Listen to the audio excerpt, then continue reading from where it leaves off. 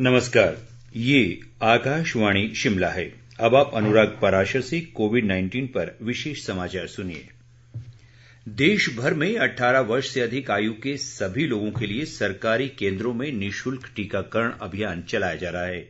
आपसे अपील है कि कोविड रोधी टीका जरूर लगवाएं। कोरोना महामारी के प्रति कोई भी लापरवाही ना बरतें। जब तक आवश्यक ना हो, घर से बाहर ना निकलें और इन आसान उपायों का पालन करें। मास्क लगाएं, 2 गज की सुरक्षित दूरी बनाए रखें, बार-बार हाथ धोएं और चेहरा साफ रखें। कोविड से संबंधित जानकारी और मार्गदर्शन के लिए राष्ट्रीय हेल्पलाइन काम कर रही है। इनके नंबर है 011 2397 8046 और 1075। केंद्रीय गृह सचिव अजय कुमार भल्ला ने पर्वतीय पर्यटन स्थलों और अन्य पर्यटन स्थलों पर कोविड-19 महामारी का प्रकोप रोकने के लिए राज्यों द्वारा उठाए गए कदमों की एक समीक्षा बैठक की कल अध्यक्षता की। नई दिल्ली में हुई इस बैठक के दौरान कोविड-19 की स्थिति की समग्र समीक्षा की गई। बैठक में गोवा, हिमाचल प्रदेश, केरल, महाराष्ट्र, राजस्थान, तमिलनाडु, उत्तराखंड और पश्चिम बंगाल में कोविड टीकाकरण पर भी चर्चा की गई। केंद्रीय गृह सचिव ने उन मीडिया रिपोर्टों पर सख्त संज्ञान लिया जिनमें पर्वतीय पर्यटन स्थलों और अन्य पर्यटन स्थलों में कोविड-19 की मानकों का उचित पालन नहीं होते हुए दिखाया गया है। उन्होंने जोर देकर कहा कि कोविड की दूसरी लहर अभी समाप्त नहीं हुई है और राज्यों को मास्क पहनने, सुरक्षित दूरी बनाने और अन्य कोविड मानकों का कड़ाई से पालन सुनिश्चित करना चाहिए। बैठक में कहा गया है कि विभिन्न राज्यों और केंद्र शासित प्रदेशों में दूसरी लहर का प्रभाव कम हो रहा है। राज्यों को 5 स्तरीय रणनीति, टेस्ट, ट्रैक, ट्रीट, वैक्सीनेट और कोविड मानकों का पालन सुनिश्चित करने को कहा गया है। इस बीच प्रदेश के प्रमुख पर्यटन स्थलों शिमला, मनाली, धर्मशाला, अटल टनल, रोहतांग, कसौली व डलहौजी में पर्यटकों के भारी संख्या के दृष्टिगत राज्य सरकार ने यहां पर अतिरिक्त सुरक्षा बलों की तैनाती करने का निर्णय लिया है। इन पर्यटक स्थलों पर पर्यटकों की तरफ से कोविड-19 प्रोटोकॉल का पूरा पालन न करने के मामले सामने आए हैं। सैलानियों को इन स्थानों पर बिना मास्क लगाए और सोशल डिस्टेंसिंग नियमों की अवहेलना करते हुए पाया गया है।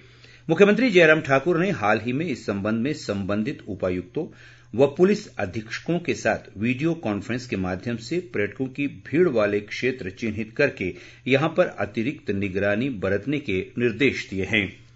राष्ट्रव्यापी टीकाकरण अभियान के तहत अब तक 37 करोड़ 60 लाख से ज्यादा कोविड के टीके लगाए जा चुके हैं। स्वास्थ्य मंत्रालय ने बताया कि पिछले 24 घंटे में 37,23,000 खुराकें दी गई। स्वस्थ होने की दर बढ़कर 97.20% हो गई है। पिछले 24 घंटे के दौरान 41,000 से ज्यादा कोविड रोगी ठीक हुए। देश में अब तक 2 करोड़ 99 लाख से ज्यादा लोग कोविड संक्रमण से उबर चुके हैं। इस समय कोविड के सक्रिय मामलों की संख्या 4,54,118 है। साप्ताहिक पॉजिटिविटी दर 5% से नीचे 2.32% बनी हुई है। दैनिक पॉजिटिविटी दर 2.25% है और लगातार 20 दिन से ये 3% से कम रह रही है। पिछले 24 घंटों में 895 लोगों की कोविड से मृत्यु हुई। केंद्र सरकार द्वारा राज्यों और केंद्र शासित प्रदेशों को अब तक कोविड के 38 करोड़ 60 लाख से ज्यादा टीके उपलब्ध कराए जा चुके हैं। राष्ट्रव्यापी टीकाकरण अभियान के तहत केंद्र सरकार राज्यों और केंद्र शासित प्रदेशों को कोविड के निःशुल्क टीके उपलब्ध करवाने में मदद कर रही है। इस अभियान के नए चरण में सरकार वैक्सीन निर्माताओं से 75% टीके खरीदकर उनकी आपूर्ति राज्यों और केंद्र शासित प्रदेशों को करेगी।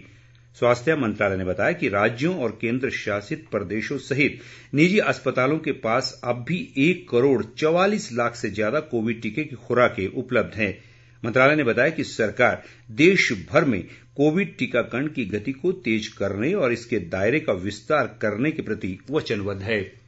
प्रदेश में कोरोना संक्रमण के मामलों में गिरावट का क्रम जारी है। आज दोपहर तक 10 नए मामलों की पुष्टि हुई है। कुल्लू और कांगड़ा जिलों में 3-3, चंबा में 2, जबकि हमीरपुर और शिमला जिले में 1-1 नया मामला सामने आया है। राज्य में संक्रमितों की कुल संख्या बढ़कर 2,03,573 तक पहुंच गई है। अब तक 1,98,864 कोरोना मरीज स्वस्थ हो चुके हैं और वर्तमान में 1,212 सक्रिय मामले हैं। आज अभी तक 132 लोग संक्रमण से स्वस्थ हुए हैं।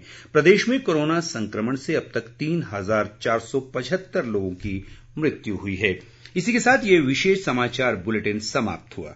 हमारा अगला बुलेटिन आप सुन सकते हैं शाम 6 बजे। नमस्कार।